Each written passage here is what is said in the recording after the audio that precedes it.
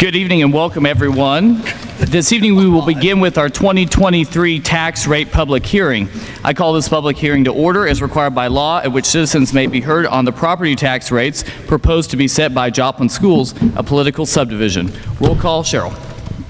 David Weaver. Here. Veronica Sherrick. Present. Matt Robertson. Here. Donnie Greenman. Present. Marty Schroeder. Present. John Hurt. Here. And Christian Campbell. Here. Very good. And Ryan Hart. Present. Shelley Toft is here with the facts and figures to inform us on the tax hearing this year. Yes, well, welcome all to the tax rate hearing. We're required every year to present this in public before we actually vote on the tax rate that we'll do later on in the meeting. And so the documents tonight, we have to post in advance of this meeting, and so we posted at the Joplin City Hall, the Dunaweg City Hall, Jefferson Elementary, and the Joplin Schools website, along with Memorial Education Center. And we're proposing to set the tax rates for the calendar year 2023 that will be sent out by the 1st of November from Jasper and Newton counties to all taxpayers for tax bills that will be due by January 1st of 2024. Assessed valuations for the real estate were $834,528,380, and that's an increase of $24.5 million over last year. Personal property tax, which encompasses vehicles, equipment, and stuff like that, our assessed valuation was $338,856,343, or an increase of $29.5 million. Overall, we have an increase in assessed valuation of a little over $54 million, which was 4.82%. This was a reassessment year, and we had hoped to see a little higher increase due to the rising cost of real estate and personal property, and this would have helped with increasing cost of supplies and utilities, as well as passing along that to employees for raises, because we know their cost of living has gone up as well. But the assessed valuation each year is submitted to the state auditor to review and calculate the tax levy ceiling that we have. And the state auditor's office supplies a calculation for the ceiling levy, which is compared to a spreadsheet that we keep as well. And there's a limitation on how much we could raise. This year being a reassessment year, we can't go over the CPI, which is based on at 6.5% that they calculated, and that's based on a Missouri statute. Last year we took a voluntary reduction to keep our tax rate the same as it was for the prior year. We'll be doing the same thing this year. With what we did receive, we're projecting total revenue, if you'll go to go back one slide, sorry. Projecting total revenue of $42.7 million from local effort based on a combined tax rate of $3.66 per $100 of assessed valuation. And that will be what we will recommend to the board during the open session. This rate is the same as last year, and total new revenue with this new assessed valuation will be $1.9 million, a little over $1.9 million, 76,000, and that will be based on, well, with new revenue of construction is $1,497,970. New revenue just from reassessment is only $478,459. So overall, we're looking at a 24.2% increase. Again, what we're proposing for next year is a 3.66, the same rate that we had this year. And the ceiling for our general fund, the next slide, Eric, is 3.1103, and the ceiling for the debt service fund is 1.2313. But we will propose 2.91 cents for the general fund and 0.75 cents for the debt service fund. Are there any questions from the public or anybody else?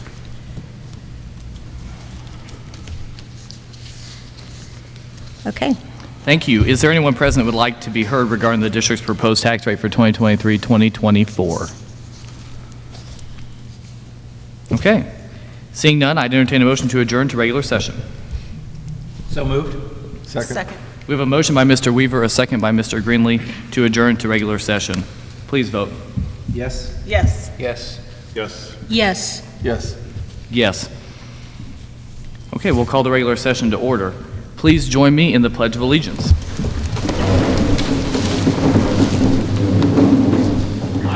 Allegiance to the flag of the United States of America and to the republic for which it stands, one nation under God, indivisible, with liberty and justice for all.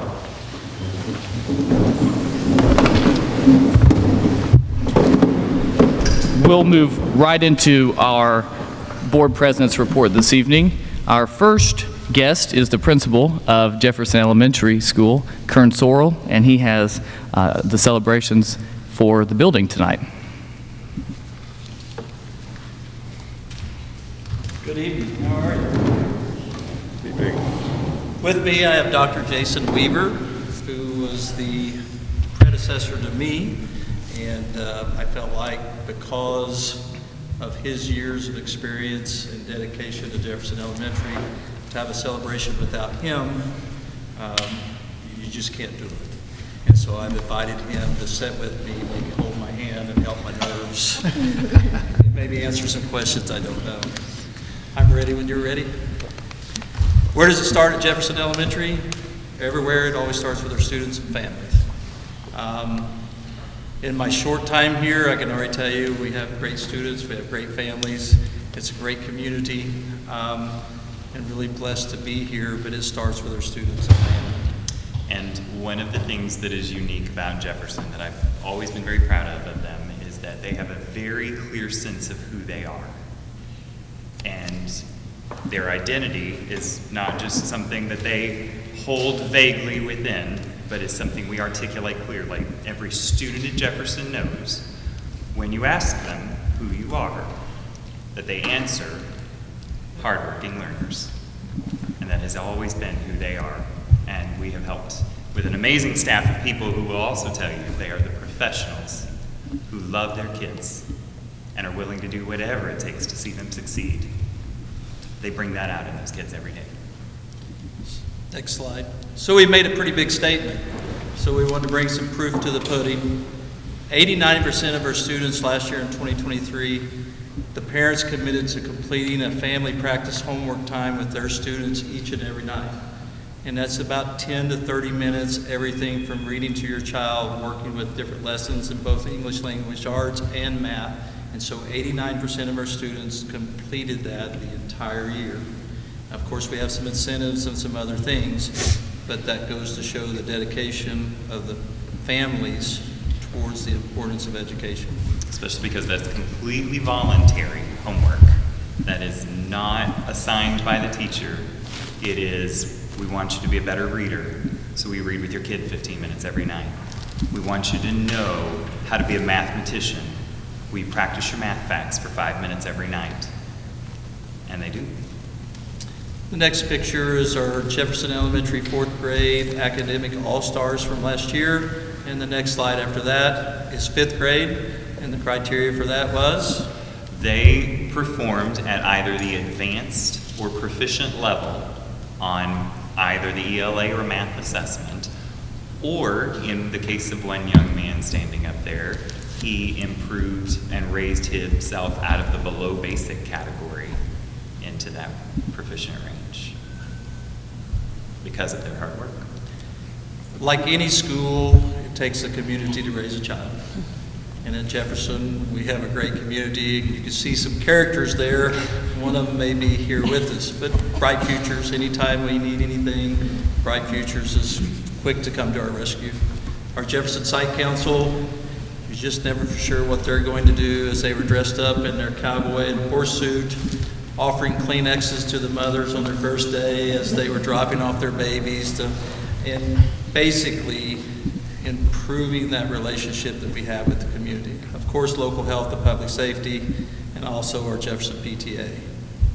We were always very pleased, as you can see up there, one of our community partners from Walgreens, who's always been active in helping us recognize student achievement, recognize the hard work that the learners do at Jefferson, We have several years been very proud, honestly, to say that Jefferson has had the largest active Bright Futures Council, and those volunteers are here for everything, anytime that we need them. They are physically in our schools to help support kids. When that had to change because of COVID, they found other ways to stay involved, and they have rejoined us to make sure that everybody knows that they have our backs. And then, of course, our staff, high-performing staff. 2023 Golden Apple Award winner, Ms. Nicole Thorne. Would you mind standing for us?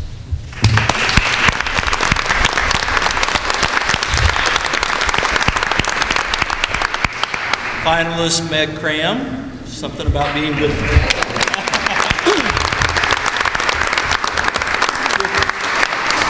That's at the award ceremony. You want to add to that? Well, that they come from a tradition of hardworking teachers, professionals that love their kids, because there are several Golden Apple winners among the faculty of Jefferson from the past several years. Will you wave if you're a Golden Apple winner?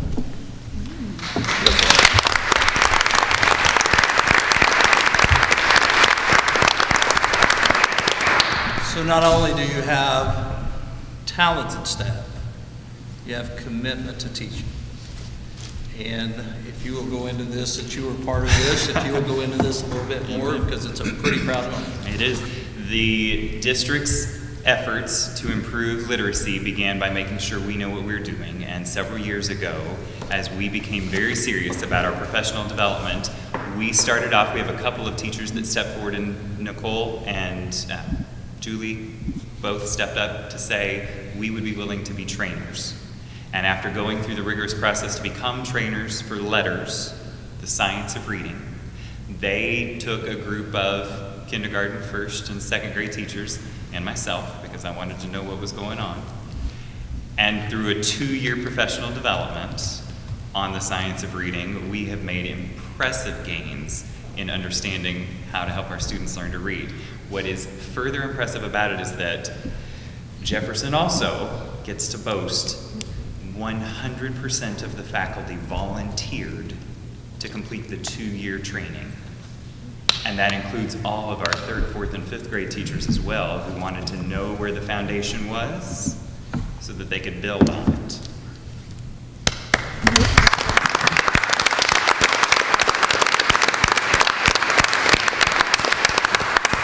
The next slides are just some great pictures when you're the new guy and you're researching Jefferson Elementary and you're going through pictures. They're just some fun pictures to show you the hard work and dedication. This, I believe, is last year's seniors to come back and with a former teacher of the district to say, hey, we're graduating. And that's the end goal there, to come back and to your home school and say, hey, I'm getting ready to start a new journey. So super proud of that picture. That told me a lot of things that I need to know about Jefferson. Next slide.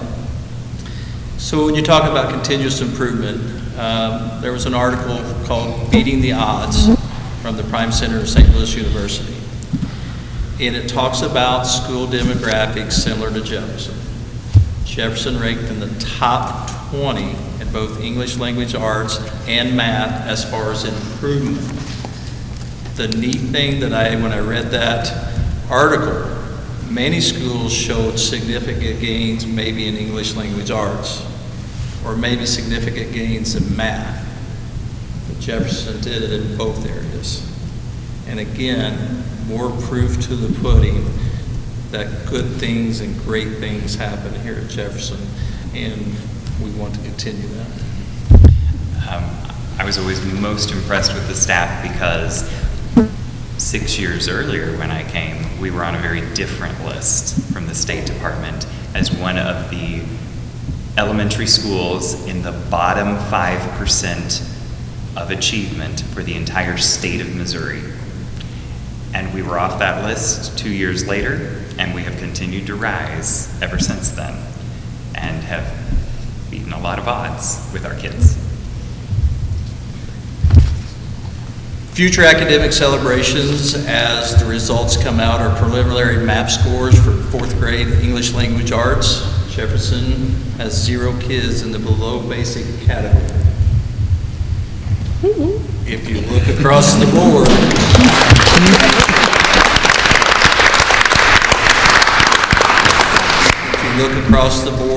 in both the English language arts and math, for those students that took the math test the year before, we have less below basic kids, and we've also seen an increase in our advanced kids. So more proof in the pudding that we have a dedicated staff that's committed to teaching, that love the kids at Jefferson. And I can say this a little bit different. I'm new to Joplin. I've had other staffs. I've had other teachers. The teachers here at Jefferson, they will rank with any of them as far as dedication, ability, hard work, commitment, and a passion. You talk about, I have some outside experience to bring to you. I don't think they know how great they are, but I hope tonight you guys know, maybe reinforce that they know, and hopefully maybe all of Joplin knows. Because we choose challenges, Jefferson is a reason to celebrate. Thanks for letting us be here tonight. We hope that we've done some justice to these great people, the great kids here in this school. And I appreciate your time.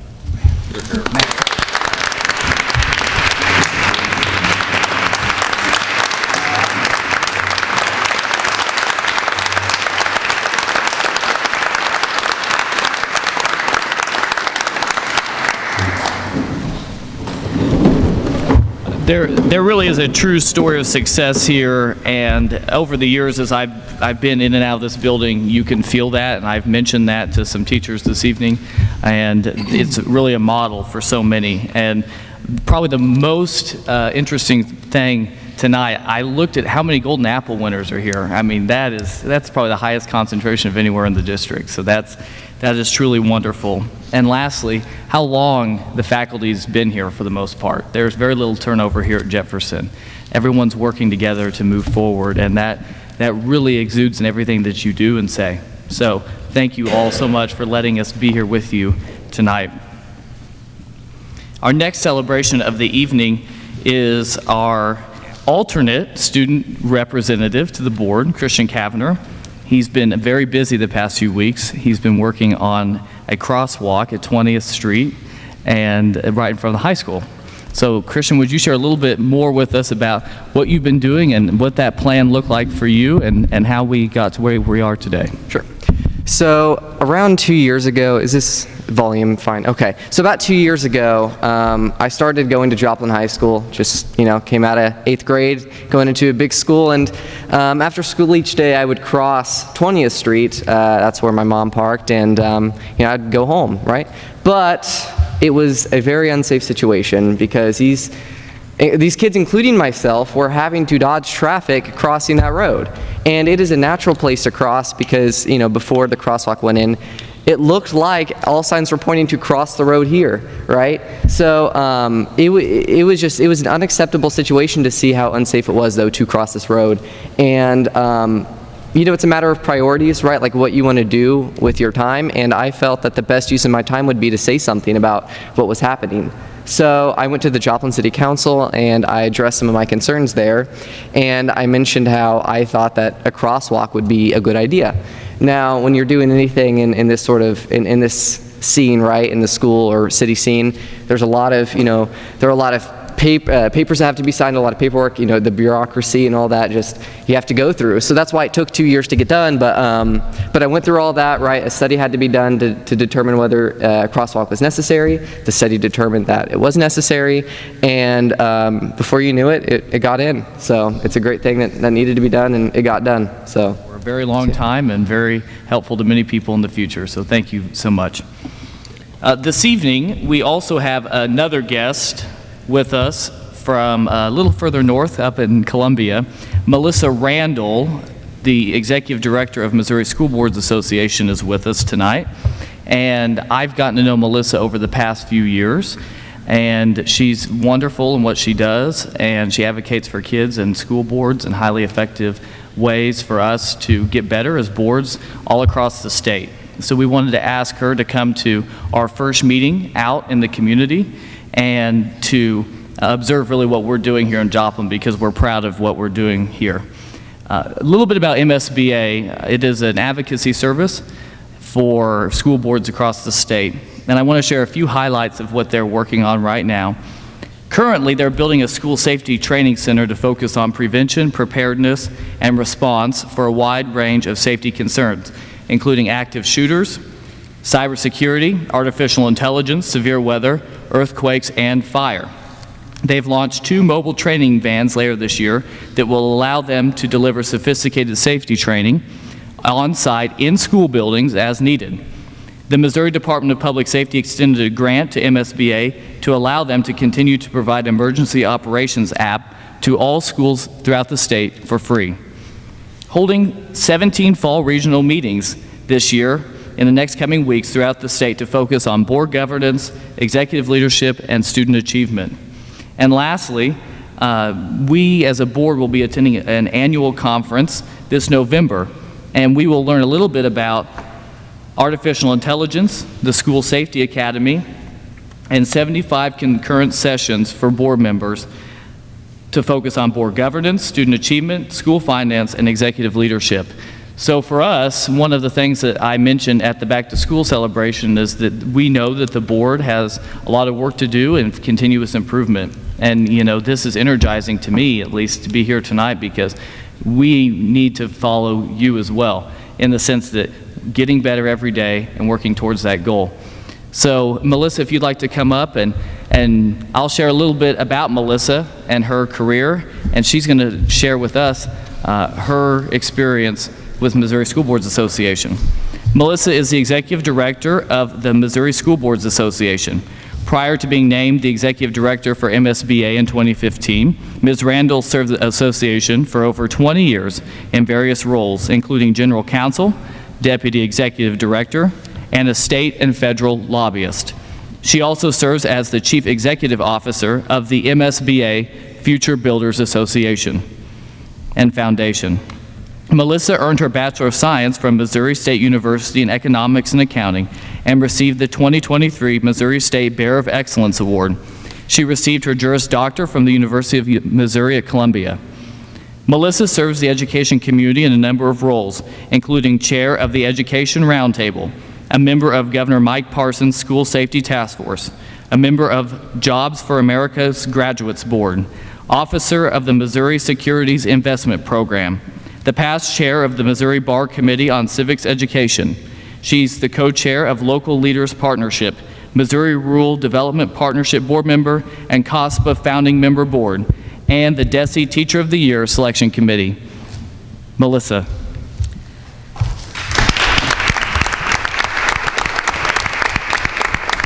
Well, thank you. Can you hear me? Maybe I should step that up. Thank you, President Hartwell and board members, and our extraordinary leadership that we have in Joplin. I got to tell you, this is really hard to follow, these first 2 presentations. This is what it's about. And you probably saw me squirming in my seat because I was so excited to be able to be here tonight to get to celebrate this school district and what you're doing in this building and every building around this awesome school district. But these individuals back here, you're the heroes. And thank you for doing what you do. This is what it's all about. And, you know, we train at MSBA that school districts, specifically school boards, have a fiduciary duty to children. That's what our purpose is, right, is to serve the students in our community. And oftentimes I'm asked, what does that mean? What does that look like? And I was sitting here and I was listening to the 2 presentations that this is what it looks like. This is what it looks like. When I walked in the building tonight, I could just feel it. There is love throughout this building for your kids. And so as a mom of 5 kids who went through Missouri's public schools, I have to say thank you. But as an advocate for 900,000 children around this state, I also want to say a hearty thank you. Because every single one of you are incredibly talented. You could be doing anything you want to do, but you're doing the most important work in our society. right here tonight and tomorrow, and every day that our school buildings serve our children. So thank you, board members. Thank you, Carrie, and your team, and especially thank you to our teachers. So wow, I tell you, I'm just so overwhelmed with this opportunity to see what you're doing. I have to say, Joplin has a special spot in my heart. I'll admit it. I grew up in Southwest Missouri, and my husband got his master's degree down here, and I've been able to see the community through the years, and there's no doubt that children come first. MSBA, just a quick overview of what we do, and I'm happy to answer any questions. But we are the only organization in the state of Missouri that is governed by school board members. And your president was elected by his peers around this particular region to represent not only Joplin, but this part of the state of Missouri on our board of directors. But if you come from different backgrounds, you're not necessarily going to be well-versed when you first get elected and all the issues that you have to deal with as a Joplin board. So the state has required for decades board members to have 16 hours of training. They recently upped that to 18 and a half. But training and how to manage, how to govern a school district, especially one as complicated as Joplin.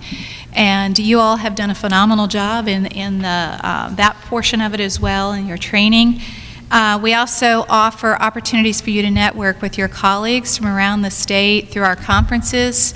In June, we have our leadership summit. We call it our summer summit. And I believe every single board member was there. Is that right, Riley? We had Right. one who was unable to be there last minute, Okay. but everyone planned to be there. That's hard to do with busy schedules. So we love the commitment that you have to professional development and really setting that bar high. We have an annual conference, as Riley mentioned, coming up in Kansas City in November where we'll continue that.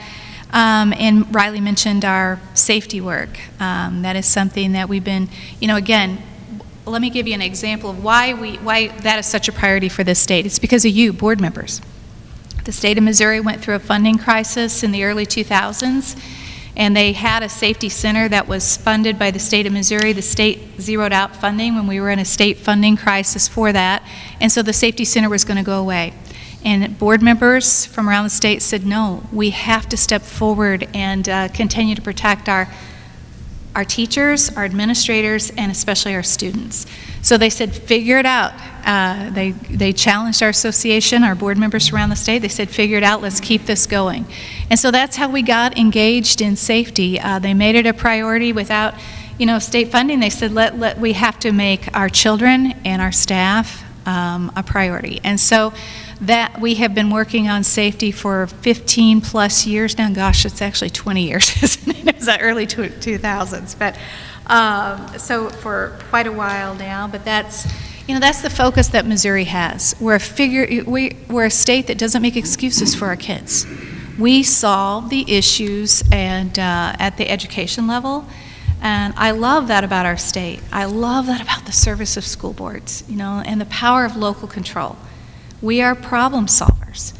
And it's an honor to be able to get to work with extraordinary leaders like you all have sitting around this table, and Riley sitting on our board. We're just honored to have him serve in that capacity. So I'm going to pause here and see if you have any questions or any comments that you want me to make, or additional stuff you want me to talk about, Riley. One question that I have that I'd like for you to share a little bit more about is, you've been doing some really neat work out in Colorado and bringing some of the ideas back to Missouri as to how to make our schools safer. Can you share a little bit about the plans the MSBA has? You bet.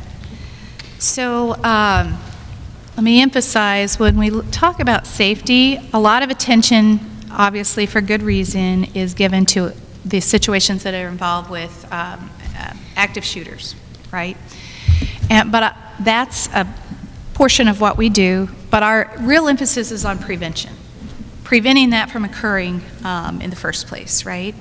And on de-escalation, and those kinds of tools that we need when we're dealing with children who are hurting. Unfortunately, we have a crisis in our country with active shooters, and particularly in the school setting when 90%, a little over 90% of the active shooters that have occurred in our country are students or former students. And so we're looking at ways that we can, we can help in a prevention. But if there's things that we simply can't prevent, right? So how do we best empower our educators and our SROs, our law enforcement, to help respond to that to mitigate damage? And so we've partnered with Jefferson County, Colorado. That's where Columbine is located. And, our world changed for those of you who, most of you sitting around here are much younger than me, but I can remember that day quite well when Columbine occurred, and our world changed that day in school safety. It really did. We learned a lot, unfortunately, through tragedy. But Jefferson County stepped forward after Columbine, and they invested incredible resources in developing a safety program. And we see them as one of the best, if not the best, in the country. The individual they hired right after Columbine to help Jefferson County, Colorado School District hired right after Columbine to build out their safety program, his name is John McDonald. And John moved to Missouri and came to work for us last summer. He's been here a little over a year. So we're partnering with DeAngelis Training Center in Jefferson County, Colorado School District, and we're bringing those resources to Missouri. Again, that's not the only topic we're talking about, and our emphasis is on prevention and de-escalation, but also in giving our administrators and our law enforcement those tools that we need to protect lives. So we'll have opportunities to talk about that at conference. We'll have resources we can send down to your school districts and your communities. And we see safety as not just a school function, it is a partnership with your community, right? Like so many things that we do in schools, we can only go so far, but to be successful, it has to be a partnership with our community leaders, and that's how we define our school safety, and that's how we built out our program. With those individuals in our community, Bright Futures is a perfect example of that. I love, love, love how you've built out Bright Futures to be really the community owning responsibility for serving our children, essentially.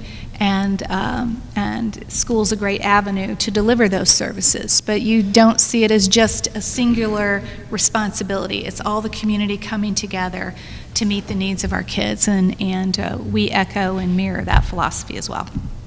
Thank you. All right. Melissa, thank you so much for being here this evening. Thank you. Thanks for the opportunity.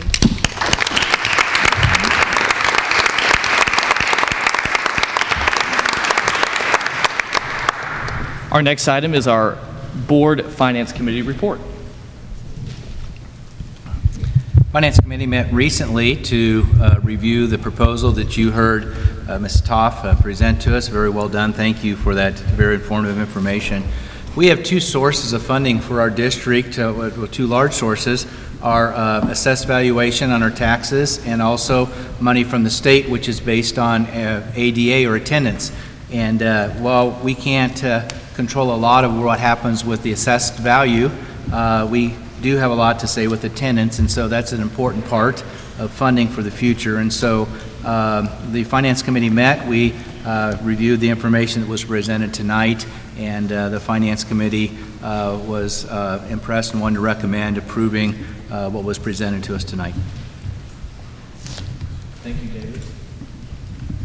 Our Superintendent's data report. Okay, thank you. Dr. Mwangi is here with quite a bit of information to share, so I'll turn it right over to her. Yes, and I'm glad there was a little break between the Jefferson celebration and things I'll share, so the pressure's off a little. One of the things that I'll just draw your attention to in the strategic plan is 143, which is collaborative teams. And so we have worked really hard putting our grade level and department heads back in place to help us get that work done. But one of the needs that came out as we were reflecting on last year was the need to give some more attention in the special education department. So what we did for this school year is we have 9 special education teachers who have stepped forward not the same exact capacity as our grade level and department heads, but definitely leaders who are helping our SPED teachers in different areas. So anywhere from resource classrooms to our self-contained classrooms, getting those structures put in place. They had their first meeting on opening day, and I heard nothing but positive. They put a lot of effort into leading their peers. We talked a lot about building capacity within each other, and there were a lot of positives that came out of that.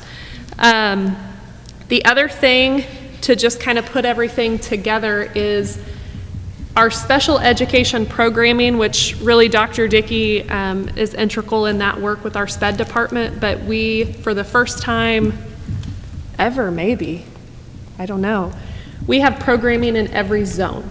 So before, our programming was scattered all throughout the district. This school year, if you're in the east zone, the north zone, or northeast, south, forgot which direction was left, we now have SPED programming. So our CBSS, obviously, that is all elementary housed at Dover and then Dunawig for our older students. But our other services, like our ED rooms and our intellectually disabled, any of those programmings can be in each zone. So that's huge for us as you think of teaming and how we're building capacity in these different roles. That's a huge win for us to be able to service those kids' needs within a zone. Data facts, you heard projected numbers a little bit, so we are starting to get those projected numbers in. Nothing is final, of course, until we get the embargoed APR, so these aren't going to be numbers we necessarily will see, but preliminary with what we're getting in. You heard a huge celebration that Jefferson, 4th grade, had 0 below basic. So I want to just highlight that at the district level, that 3rd to 4th grade cohort, we still have proficiency work to do, but the below basic category, we are projecting that we've cut that by 22%. That is huge. That is a huge, huge celebration. You saw the letters work. That's in all of we have facilitators in every school that's going on. We've put a lot of effort into our early learning, and I think we're starting to see some preliminary results of that at the district level. Still working towards those proficiencies, but that was huge. The other things that we're hitting, if I just flip to the other end, and Dr. Oliver's here with us tonight too, so we've had some conversations about this. Say, sir, before you go on, can I ask a question? Sure. You used embargo and you moved past that pretty quick. That makes me think someone's withholding data from us for some reason. And this seems to be, I think that's the 3rd time I've heard this. So what's going on with that? Can you explain that? So the embargo will be when they release APR. So APR, annual performance report, has not been released yet. So that's. Why would that be? Because it's a scoring. So we have proficiencies of how the kids did. So how Johnny did, how Susie did, we have that. So we can calculate those together and get a general proficiency. You're not going to get APR yet until data cleanup is done. Data cleanup will go through September typically before they'll give us the final numbers. So we can get projected numbers, and that is not embargoed. So these numbers that I'm sharing, we're projecting we've cut 22 and below basic.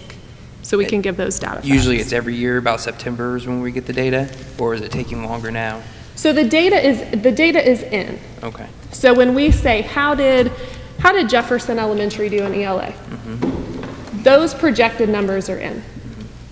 However, if let's say we had 4 kids who showed up in November, they're not going to show up on APR because there's rules to that. If they came after the last Wednesday in September, they won't be on that report.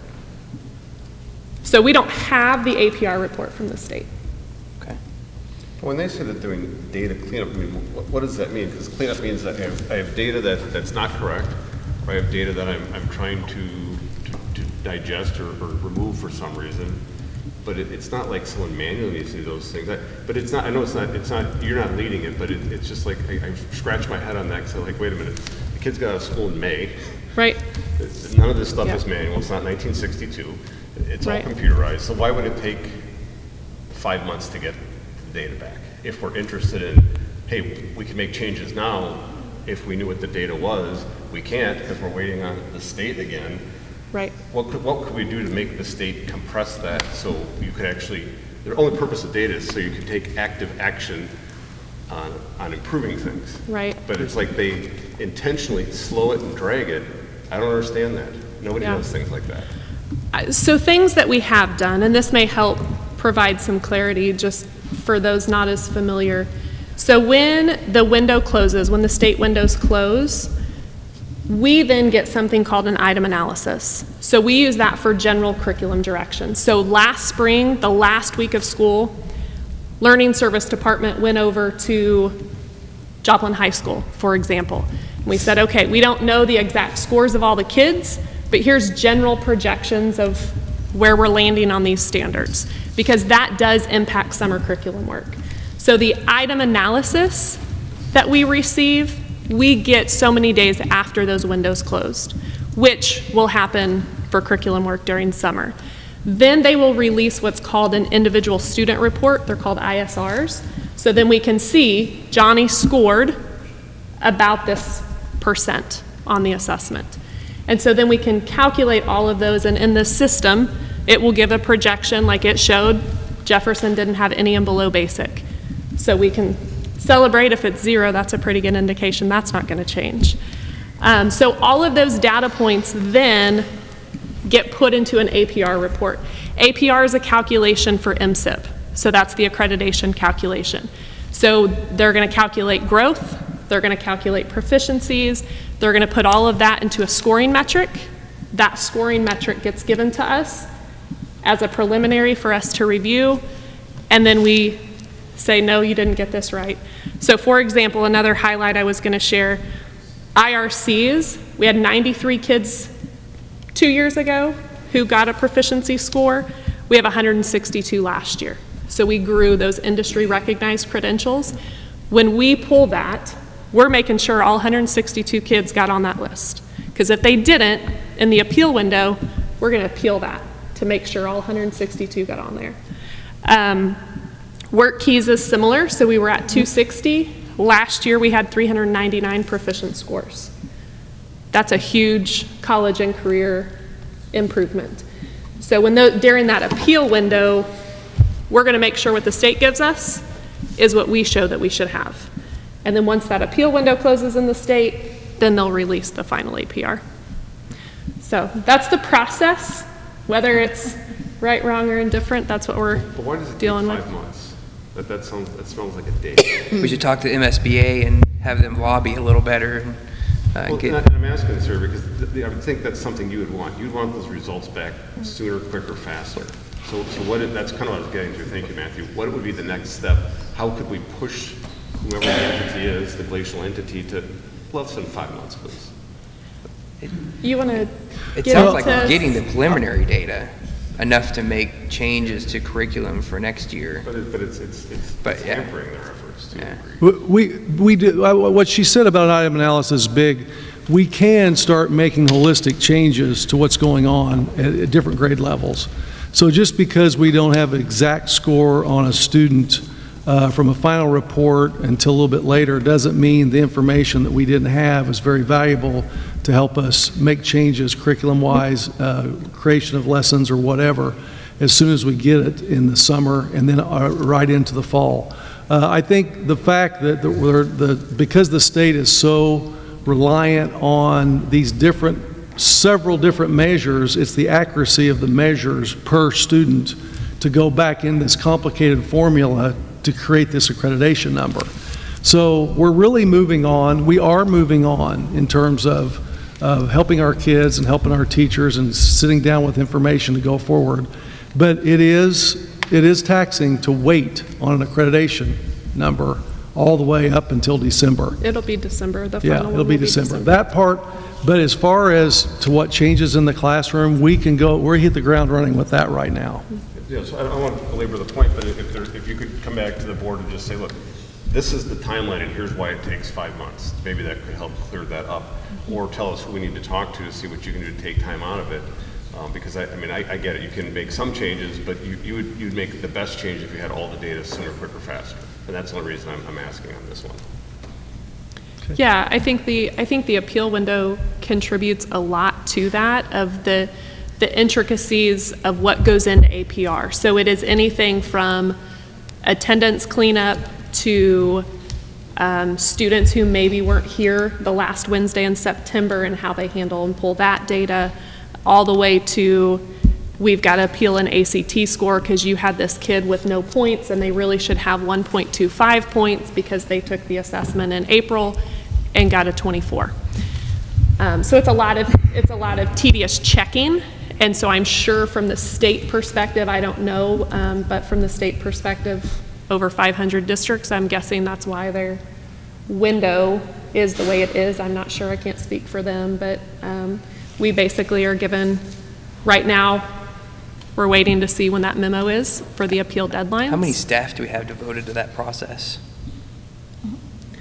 I mean, I don't know if Sarah's prepared to answer that. Oh, and that's fine. I'm sorry. I don't mean, I'm just more curiosity. So we'll give you some time to look into those numbers in terms of what that looks like. But we also have a few other items tonight to cover, but we're very appreciative of what you're doing and what the work that is happening in Joplin and how we're moving forward. So thank you so much, Sarah. You're welcome. Ms. Toff, can you please provide the health and dental plan update? Yes. We just completed our open enrollment for our health benefits on Friday, and that will start in October. And the month of June, July, and August are always kind of low months on our revenue due to collecting the premiums for our 9, 10, and 11-month employees in May of each year. If you'll go to that next page, or 2 more pages, Eric, you can see that our expenditures for the month of July were $769,000, and that equated to about 10.6% of our budget. We normally always see higher claims in July and August, and that's due to the summer months when our teachers are off. They'll do more of those visiting the doctors and those kind of things. So even though that is a very high number, hopefully that won't continue throughout the rest of the year. We did receive a stop-loss payment of a little over $48,000 this month, so that even declined or reduced that expenditure by that amount as well. So any questions on the health and dental report? Financial statements. Okay, and the financial statements, our balance sheet tonight will still show 1 month of accrued payroll because we still have the August payroll to come off of that. If we look at the condensed balance sheet, we did receive our ESSER money for last year, which was $6,613,705. That is in that federal number of the $7,899,475. We also, the other revenue was, we received several of our payments from our Beacon Consortium of about $533,000, and then we had a sale of a little property in there as well, the van that was sold to Crowder. Thank you. Mrs. Worsler, do we have public comments this evening? Seeing none, I entertain a motion to approve the consent agenda as presented. So moved. Second. We have a motion by Mr. Weaver, a second by Ms. Sherrick to approve the consent agenda as presented. Any discussion on this item? Hearing none, please vote. Yes. Yes. Yes. Yes. Yes. Yes, the consent agenda is approved. Accounts payable, Ms. Toft. Okay, our AP bill list tonight is $7,269,691.81. Compared to about a year ago, it was $7,786,750, so very comparable to a year ago. Any questions? I entertain a motion on this item. I would make a motion for us to pay our bills as outlined by Shelley. Second. We have a motion by Mr. Hurd, a second by Ms. Schroeder to approve our bills for the previous month. Any additional conversation? Hearing none, please vote. Yes. Yes. Yes. Yes. Yes. Yes. Tax levy for the 2023-2024 school year, Ms. Toft. Okay, we're required to set our tax rate each year before September the 1st. As I mentioned earlier, our assessed valuation is $1,173,384,723, which was that increase of 4.82%. We are expecting $42.7 million, and that's based on a 93% collection rate. We do have some delinquencies in there that we're estimating to be around $2.7 million. We're proposing, Joplin Schools continues to have one of the lowest property taxes of surrounding schools, and the ones that are, we do a comparison each year of the ones that are over 5,000 students, and we're the third lowest property tax of all of those schools. The lowest one is Waynesville, which they receive a lot of their money from federal funding from Fort Leonard Wood.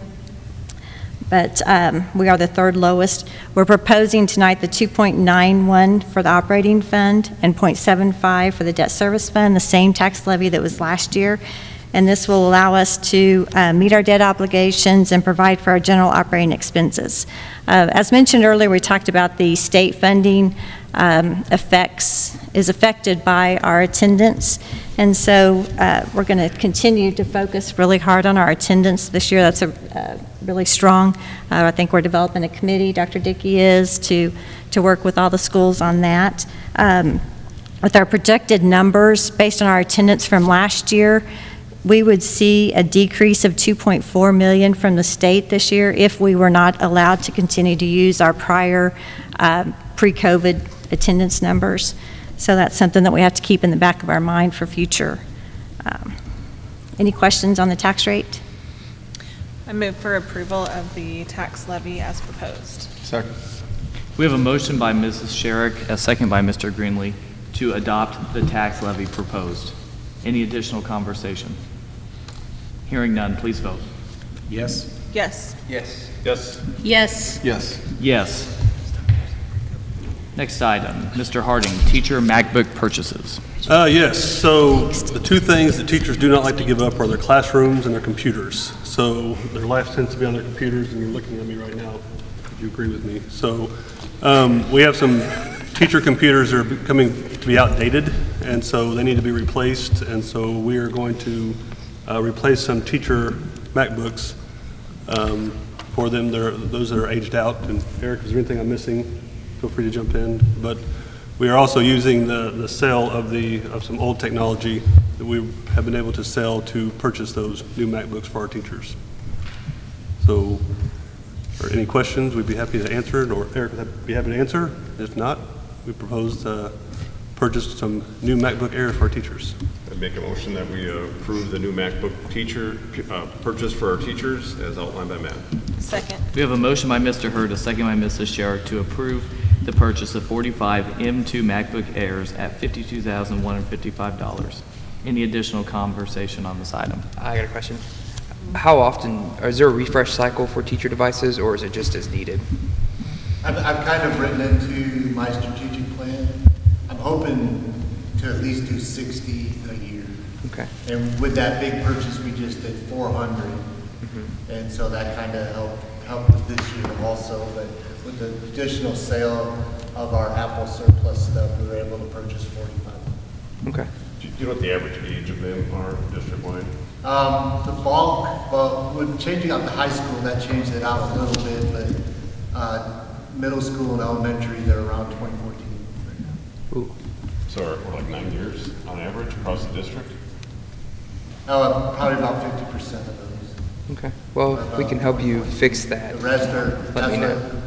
'Cause there was a time where we didn't really have a recycle, or I mean, to refresh, and we slowly started picking that back up and trying to do that instead of just as we can. And now I've got a hard number set, and I'm just trying to do it as we can. Okay. Thank you. Good work. Thank It's you. just hard, because we got to balance everything throughout the district, and definitely teachers, I want to come first along with the students, but it's just a really hard balance. But many of us are very hesitant to give them up because we have a lot of our lives on those things. So Yeah. we're always scared that if we switch out, something's going to disappear, we're not going to get it back. And Yeah, I was noticing Mine that might on be when I was the principal. Yeah, I noticed you're not rocking when they're it. full, it just goes. We She's agree. done me well. Please vote. Yes. Yes. Yes. Yes. Yes. Yes. Thank you. Mr. Harding, the purchase of a Lyft school bus. Yeah, it's just like in our efforts to try to recruit and hire more bus drivers, it's also sometimes difficult to find buses nowadays. And so we were able to locate a couple of companies out there that had buses, Lyft buses in particular for our special needs students.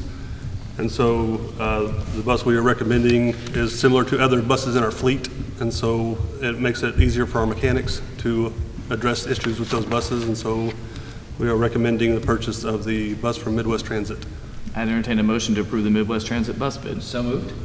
A second. We have a motion by Mr. Weaver, a second by Mr. Robertson to approve the Midwest Transit bus bid. Any additional conversation on this item? Just a question, is this a replacement or is this an addition? It's a replacement. Okay.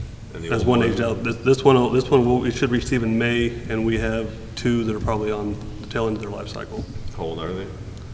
The old ones, about 8 years. Okay, that's not that old on them, but okay. All right, thank you.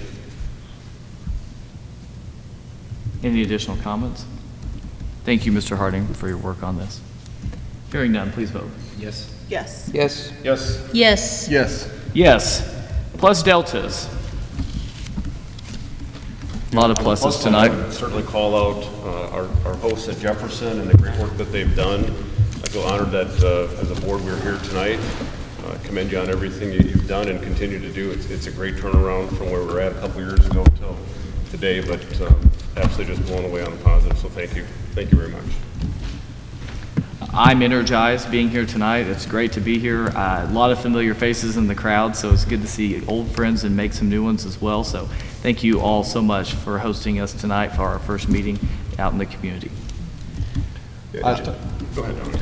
I'd like to just congratulate everybody on the successful first couple of days and all the prep that went into it. It was a great job with TOPS, and the kickoff was a wonderful event.